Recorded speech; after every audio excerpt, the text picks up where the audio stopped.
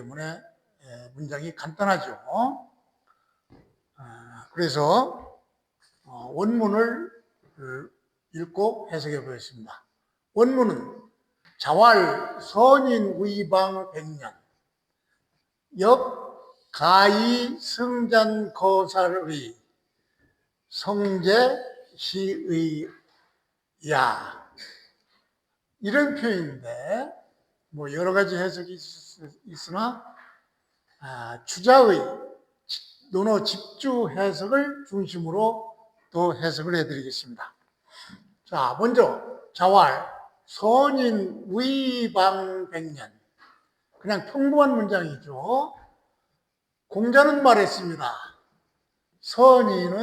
선인이 주어겠죠.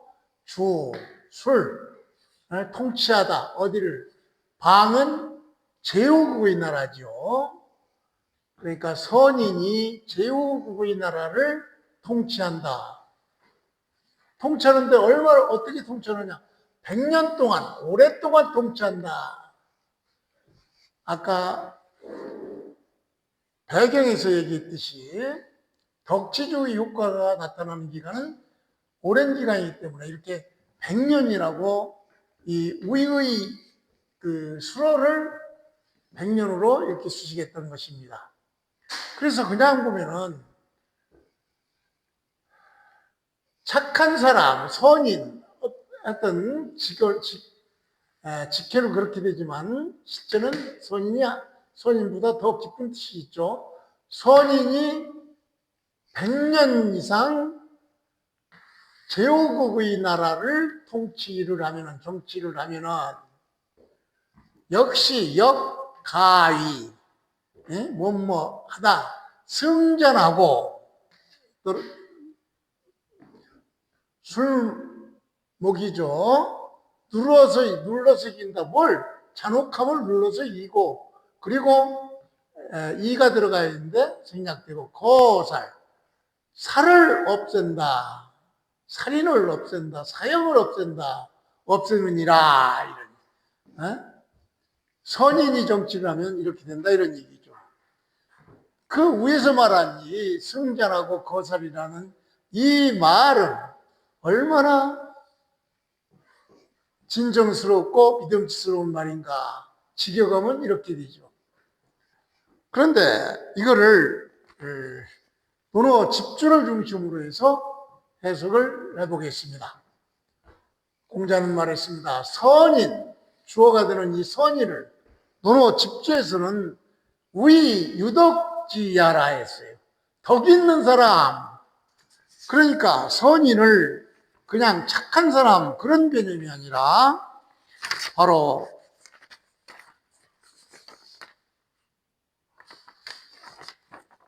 덕 있는 사람, 도덕적 통치자를 의미해요. 위유덕지야, 이것이 바로 논어 집주에서 선인을 해석한 내용인데, 바로 덕 있는 사람이 통치를 한다. 즉 도덕적 통치자가 제후의 나라 방을 정치를 하면 얼마 동안? 100년 이상. 또 여기도 100년이라고 했는데 100년을 논어 집주에서는 뭐라고 했느냐? 언기, 이 말은 기, 구야, 이렇게 오래 100년 이상을 얘기하는 것이죠. 실제 100년이 아니라 아주 오랜 기간, 이런 얘기예요. 그러니까 주자 집주가 요구하는 대로 해석을 하면은 덕이 있는 사람이 100년 이상 오랫동안 제후의 나라 방을 통치를 하면은 어떻게 되느냐? 역가히, 또한 역시 무엇이 가능하다. 뭐가? 승잔이 가능하다. 승잔. 승잔은 잔혹함을 이긴다. 이런 얘기인데 논어 집주에서는 승잔을 화기잔폭지속이라 그랬어요. 백성의 잔악하고 포악한 그런 풍속을 잔혹지속, 백성의 잔혹하고 포악한 이런 풍속을 성한다, 교화해서 좋게 한다, 이런 얘기죠. 그러니까 이 즉 잔혹하고 포악한 그런 생활 풍속을 덕 있는 사람이 100년 이상 통치를 하면 그것이 어떻게 되겠어요? 그것이 교화돼서 극복된다, 이런 의미죠. 그 다음에 거살은 의형벌가성이라고 해서 형벌을 가히 살피게 된다, 이런 얘기죠. 그러니까 거는 뭐 없앤다, 이런 얘기죠. 살은 바로 형벌,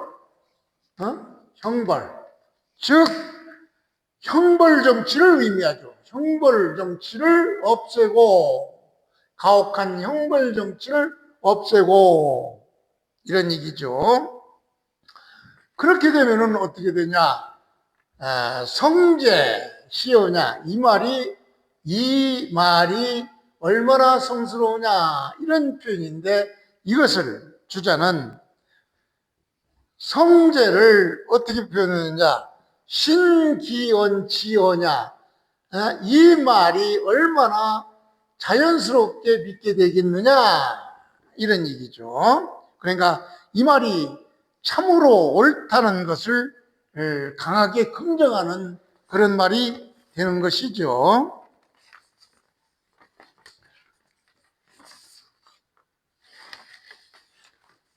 여기서 중요한 핵심 개념을 다시 한번 살펴보면, 선의는 그냥 착한 것이 아니라, 단순한 착함이 아니라 덕으로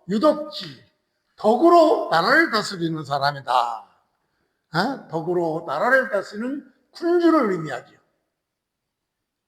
제후, 방을 통치하는 제후, 즉 형벌보다 교화정치, 예를 중심으로 한 정치를 얘기하는 것이죠. 그 다음에 성잔거살, 아주 중요한 정치 철학이죠. 즉 폭력, 잔혹한 사회 풍조, 약탈하고 강압하는 그런 잔혹한 그런 사회 풍조를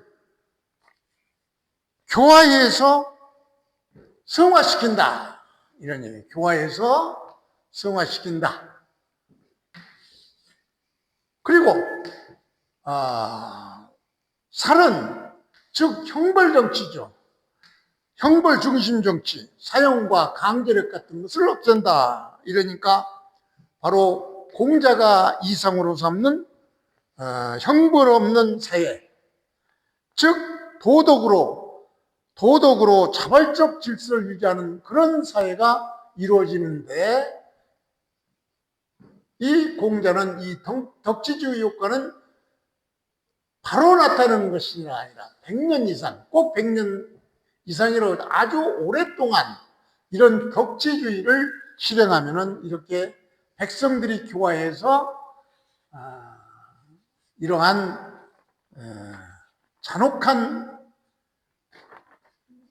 잔혹하고 포악한 그러한 것을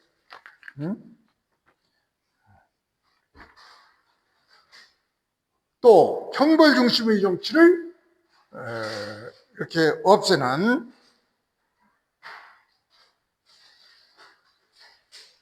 즉 성장, 형벌보다 교화를 중심으로, 예를 중심으로 한 정치로 거살, 형벌 중심의 정치, 거살,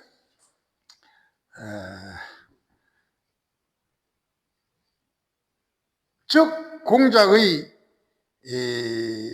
도덕적 자발적인 질서 유지를 바로 의미하는 그런 얘기죠. 그러면 왜 100년인가? 이 말이 나오죠. 즉 공자는 도덕정치 효과는 매우 어렵게 나타나니까 인간의 습속 변화를 희망하여서 단기간의 계획이 아닌 장기 교화를 말하는 것이기 때문에 100년이라는, 꼭 100년이 아니라 그 오랜 동안 후를 의미한 되겠죠. 그래서 이렇게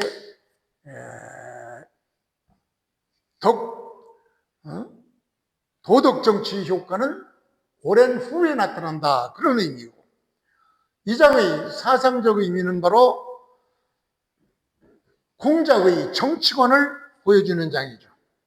즉 법치보다는 덕치, 강한 법치주의, 강한 처벌은 일시적 효과만 나타나죠. 그래서 덕으로 근본을 교하는 이상주의를 주장했던 것이고, 또 공자의 인간과는 인간을 교화 가능하여, 그러자니 아주 오랜 시간이 필요하다고 보는 것이죠. 그래서 현실과 이상이 서로 긴장관계에 있어서 있게 되어서, 즉 당시 춘추시대 현실은 전쟁과 형벌의 혼란한 세계에 있죠. 이러한 세계를 부형별 사회를 추구하여서 덕치주의를 주장했던 것입니다.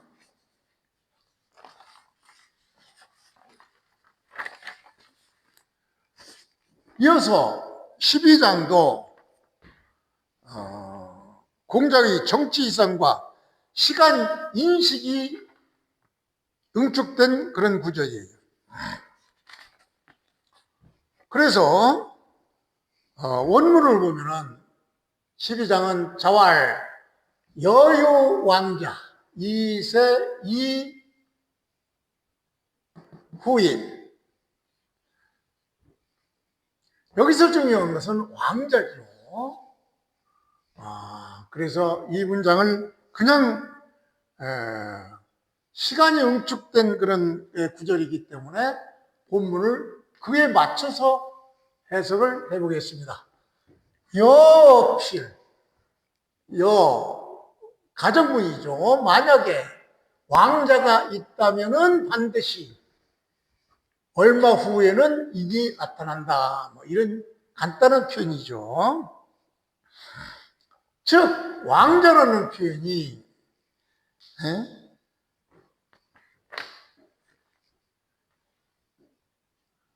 천명을 받은 왕자로 보는 거죠. 천명을 받은 왕자, 그런 사람이 나타난다면, 여는 if죠. 가정법이죠. 이런 사람이 나타난다면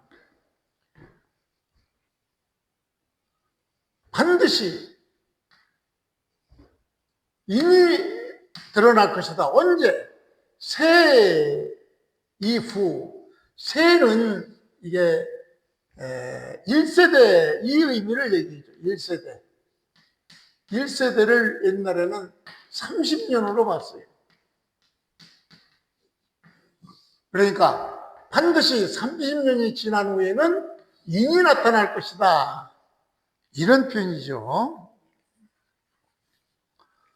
다시 말해서 공자는 이 인이 나타나는 이 시기를 어떻게 봤느냐, 만약에 천명을 받은 왕자, 즉 왕자는 여기서 왕도 정치를 행하는 이상적인 군주를 얘기하죠. 왕자의 해석이 아주 중요하죠. 왕도 정치를 실행하는 이상적인 군주가 나타난다면 이런 얘기죠. 필세이 후인, 반드시 나타난다, 이런 가정하에서는 이 왕자가 나타나면 반드시 나타나는데, 언제 나타나느냐? 세이 이후 뒤에야 나타난다. 언제 뒤에? 세대를 1세대를 30년이라고 봤죠. 그러니까 보통 30년 정도가 지나야 인이 나타난다. 즉 인은 여기에서 인정과 인덕의 넘쳐 흐를 것이다. 이런 의미예요. 즉 1세대 이후에 인이 나타난다. 이거는 바로 시간 조건이 1세대 후 30년 후 시간 조건, 이것과 그 결과를 나타내는 것이죠.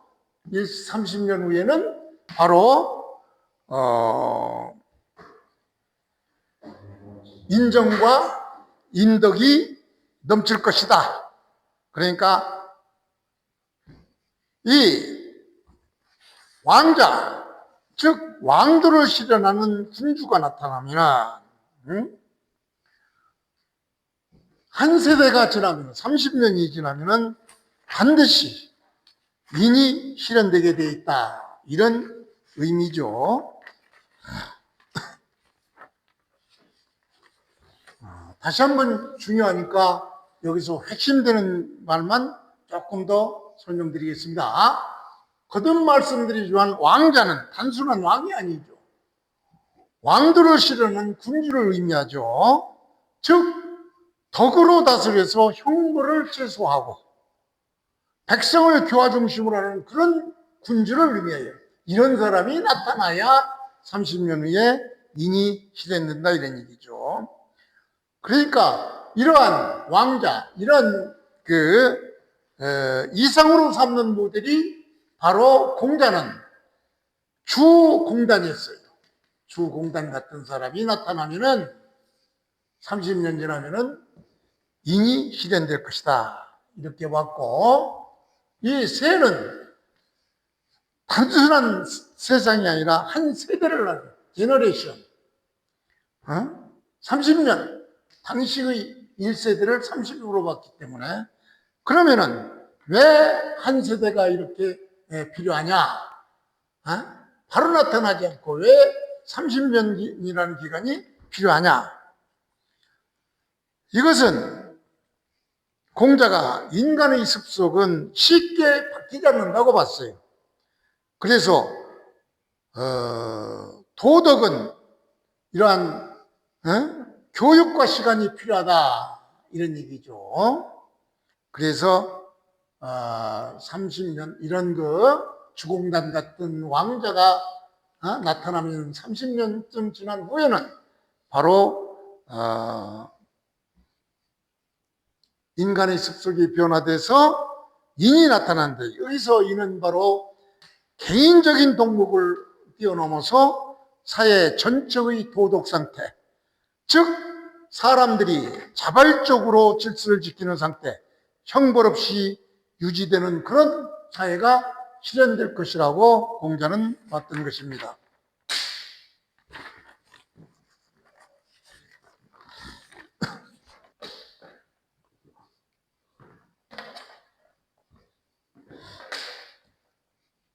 자로편 13명도 공자의 정치 핵심 원인인 수기치인, 이것을 가장 직설적으로 나타난 장이 바로 자로편 13장입니다. 그래서 본문을 그대로 해석을 해보면 공자는 말했습니다. 구 정기신의 있죠. 구 가령 만약에 이런 얘기. 만약에 구, 여기서 구는 성야라고 있어요. 가령 만약에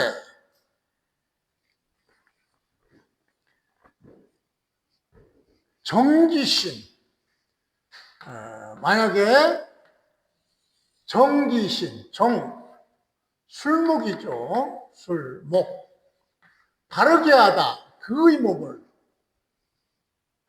여기서는 정치에 있어서의 수기치인, 이것을 지금 뒷받침하는 설명이기 때문에 바로 자기 몸을 바르게 먼저 한다는 얘기는 바로 지도자를 의미해요. 지도자의 몸을 바르게 해야 되느니라. 만약에 지도자의 몸을 바르게 한다면 이 소리겠죠. 그러면은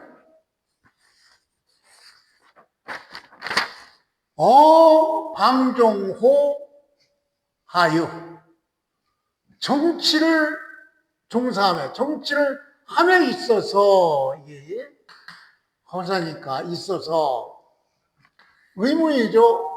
무엇가 있겠느냐? 하유. 여기서 하유는 옛날에 나왔죠. 하유재난이죠. 하유 재난 한한제유.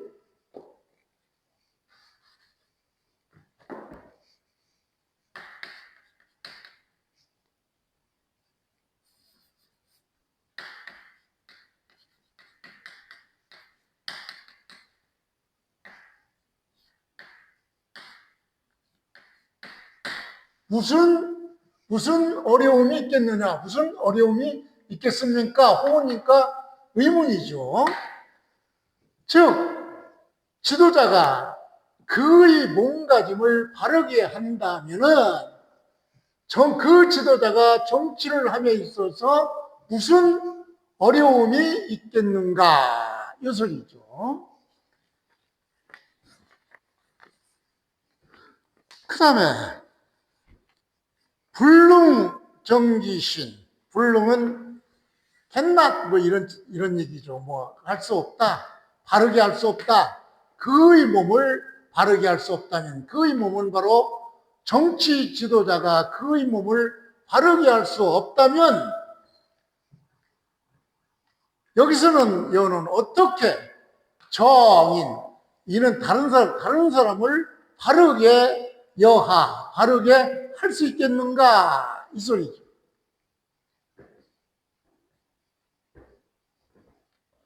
즉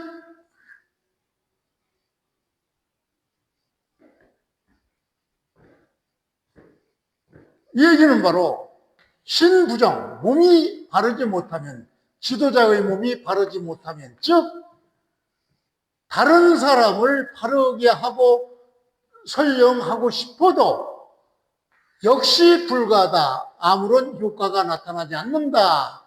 이런 표현을 이 표현을 주자집주는 이렇게 설명하고 있죠. 다시 한번 보면은 불능정기신 신부정.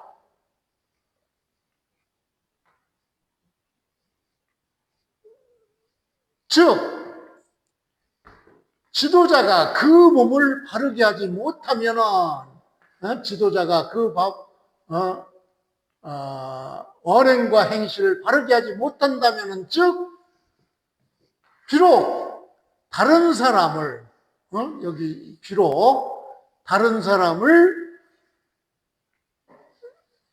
바르게 하고 싶어도 역시 불가, 아무런 효과가 없다. 그러니까 그렇게 하고 싶어도 아무 효과가 없다. 이 얘기가 바로 논어집주에서 해석하는 것이죠.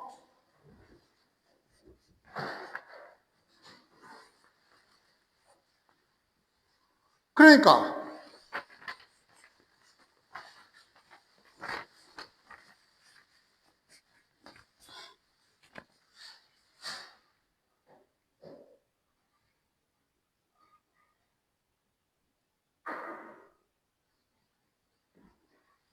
논어집주를 기초로 해서 다시 한번 보겠습니다.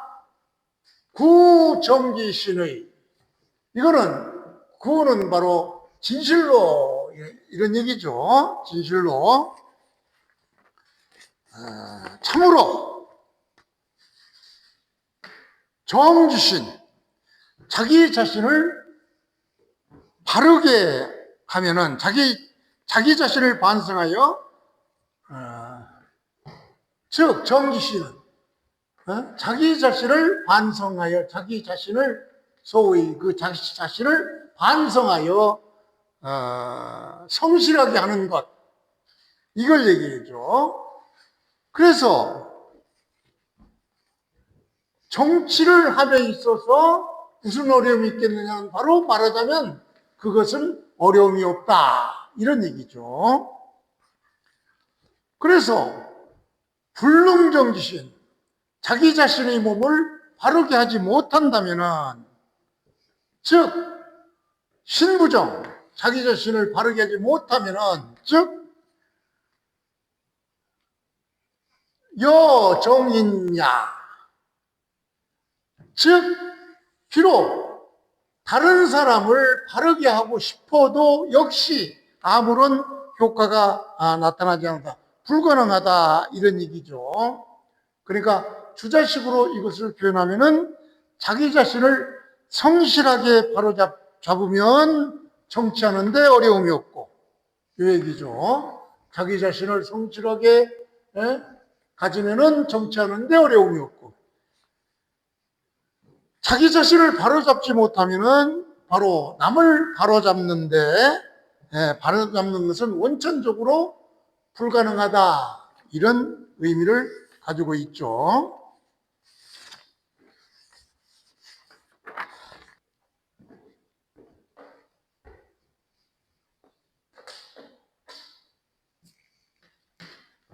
찬호편 14장은 공자의 정치 참여 의식과 정과 사, 이 구분이 드러나는 아주 중요한 장입니다.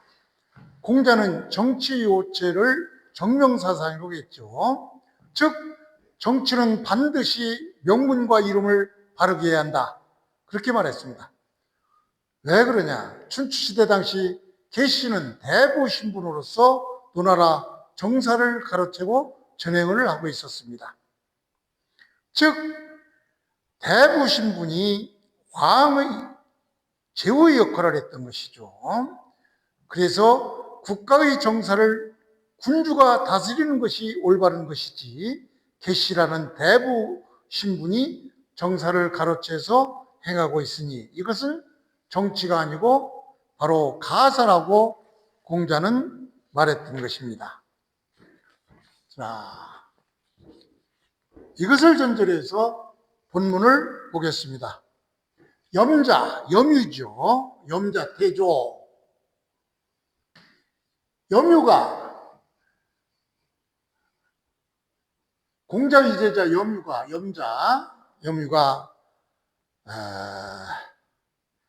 조정에서 물러나와, 이런 얘기고, 퇴근하여, 이런 얘기죠. 그러니까 이 문제에 대해서는 나중에 자세히 다시 설명드리겠습니다. 좀 애매하죠. 염자가 조정에서 나왔으면은 자기 집으로 가서 자기 부인이나 애들하고 얘기를 해야지, 왜 조정에서 퇴근해서 공자와 대화를 나누느냐, 좀 이상하죠. 그래서 그 부분에 대해서는 이따가 다시 설명을 드리기로 하고, 그래서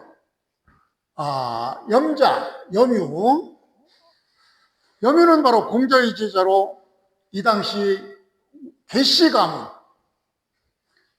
가문의 가시로서 일했죠. 거기서 일하고 나서 조정에서 물러나서 퇴근해서 이제 공자와 만나가지고 공자가 말하기를 하안야, 늦으라니죠. 어째서 이렇게 늦었느냐, 이제 염유가 늦게 왔던 모양이죠.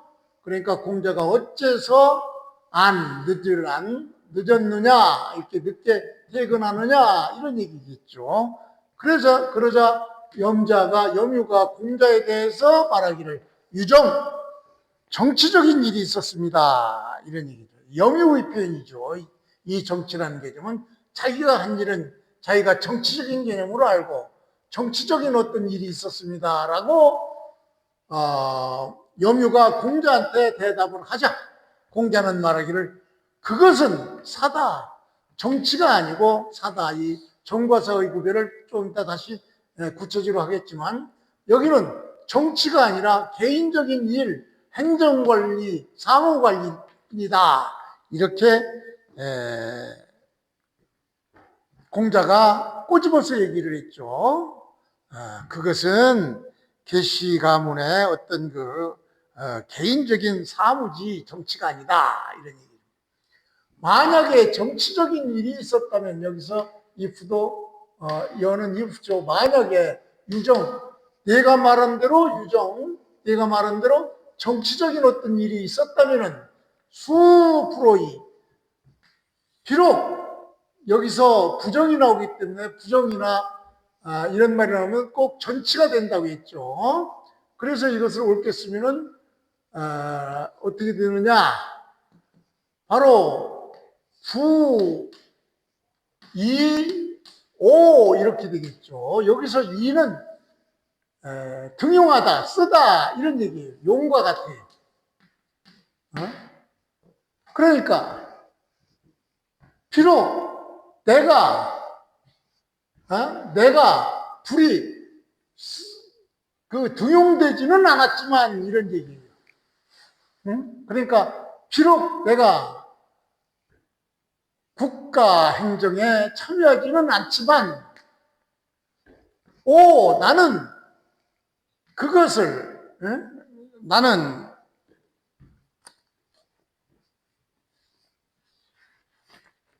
그들과 더불어 그것을 그 정치라고 하는 얘기를 들었을 것이다.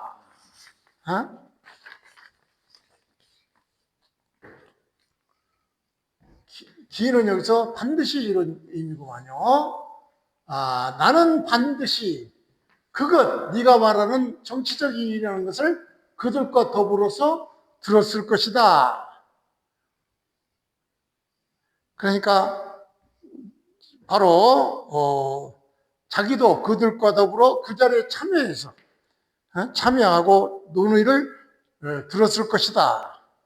이렇게 얘기를 했던 것입니다. 그래서 이것을 다시 의역해 보면은 영구가 퇴조, 영구가 늦게 돌아오자, 늦게 퇴근하자, 공자가 왜 늦었느냐 묻죠. 그러니까 염자가 정치적인 일이 있었습니다라고 말하자. 공자는 그건 진짜 정치가 아니라 단순한 행정일 뿐이다. 만약에 나라의 중요한 정치였다면 내가 지금 정치에 쓰임을 임용이 되지 않아서 않았더라도 내가 현실 정치에 참여하지 않았더라도 그 소식을 같이 들었을 것이다. 이런 의미죠. 그래서 여기서 중요한 것은 정과 사의 구별이죠. 즉 정은 국가의 방향 설정을 얘기해요. 도덕이나 원칙이나 큰 정치를 의미하고 사는 행정 업무, 실무 처리, 일반적 사물을 의미하죠. 그래서 공자가 판단하는 것은 영구가 정치라고 했는데 이것은 정치가 아니고 개인적인 개씨의 개인적인 사무다 이렇게 봤던 것이죠. 그래서 여기서도 공자는 그 자부심이 대단하죠. 진짜 정치라면, 만약에 정치가 있어 진짜 정치라면 내가 모를 리가 없다. 왜? 당시 공자는 당대 최고의 정치 사상가로서 중요한 정치는 반드시 자신과 관련되어 있기 때문이죠. 그래서 이것을 철학적 의미로 해석을 해보면 정치의 본질은 바로 단순한 단순한 행정이 아니라 도의 실현이라고 봤던 것이죠. 영구가 보는 이 이것은 바로 기술, 즉 실무 중심의 영구가 정치로 보는 그런 눈이죠. 실무 중심을. 그러니까 정치는 즉 원리 중심, 이것을 공자는 정치로 봤던 것이고 영구는 실무 중심을 정치로 봤던 것, 그 차이고, 여기서 또 공자의 참여의식은 공자는 은둔형학자가 아니에요. 적극적으로 현실 참여하고 있는 사람으로서 진짜 정치라면 나는 적극적으로 현실 참여 의지를 얘기한 것이죠. 그래서 행정 업무를 처리하고 행정 업무를 연구는 정치라고 착각하지만은 참된 정치는 나라의 도를 세우는 일이다. 이렇게 봤던 것이죠. 그래서 이것을 현대 정치와 대응 구조를 해보면은 공자가 구분한 정과 사는 오늘날에도 그대로 적용이 되죠. 예시해 보면은 정의라는 것은 바로 국가의 방향 설정이라든가 외교 전략 결정 이런 것들 무엇을 할 것인가 이것을 의미하고 사라는 것은 예산 집행이라든가 서류 정리 정책 실행 어떻게 할 것인가 이런 의미죠. 그래서 영구는 유능한 행정가였지만 공자가 보기에는 정치의 본질도 잘 모르는 이해 못하는 그런 사람으로 봤던 것이죠. 그래서 처음에 제가 영구가 조정에서 퇴근하여 공자와 대화를 나눈 부분, 왜 영구는 퇴근해서 집으로 가지 않고 공자와 대화를 나눴느냐, 이 점에 대해서 생각을 해보기로 합시다. 다시 말해서 영구는 공자의 집으로 퇴근한 것은 아닙니다. 즉 공자의 문화, 공자학당 거기 거의 속한 상태죠. 영구는. 그러나 예부 권력 계시의 출사에서 돌아왔다 그런 의미예요. 그러니까 영구의 퇴정의 이 실제적 의미는 바로 조정에서 물러났다는 얘기는 오늘날 퇴근 그런 개념이 아니고 정무를 마치고 사적인 공간으로 돌아왔다 이렇게 보면 돼요. 그래서 당시 공자의 문화에는 어떤 그 구조로 되어 있느냐, 공자의 집은 단순한 사적 공간이 아닙니다. 공자의 집은 다시 말해서 공자 학당과 정치 네트워크가 포함되어 있는 그런 개념이죠. 정치 네트워크가 포함되어 있는 그런 의미죠. 그러니까 공자의 집은 교육기관, 공자학당은 교육기관이며 사상공동체며 정치 인재 집단입니다. 일종의 정치 아카데미, 싱크탱크 이런 역할을 했던 것이죠. 그래서 당시 공자 제자들의 상태는 두 가지로 분류해요. 상주 제자가 있고 공자 집에서 항상 거주하면서 학문을 수행하는 상주 제자가 있고, 그 다음에 출사 제자, 즉 영구와 같은 출사 제자가 있습니다. 그래서 출사 제자는 바로 예부의 관직을 수행하고 필요시 공자에게 돌아오고, 영구가 바로 여기에 해당이 되죠. 그래서 이 당시 영구의 실적 위치는 노나라 권력자 계시 밑에서 관직을 수행하며 또 공자 제자의 신분을 유지했던 사람이죠. 정치 실무 담당. 그래서 낮에는 계시 가문의 관료, 돌아와서는 공자의 제자죠. 그래서 영구는 공자의 집으로 퇴근한 것이 아니고 공자학단에 속한 관료로서 조정 업무, 조정에서의 그 업무를 끝난 후에 스승으로 돌아왔다. 그런 의미를 내포하고 있는 것입니다.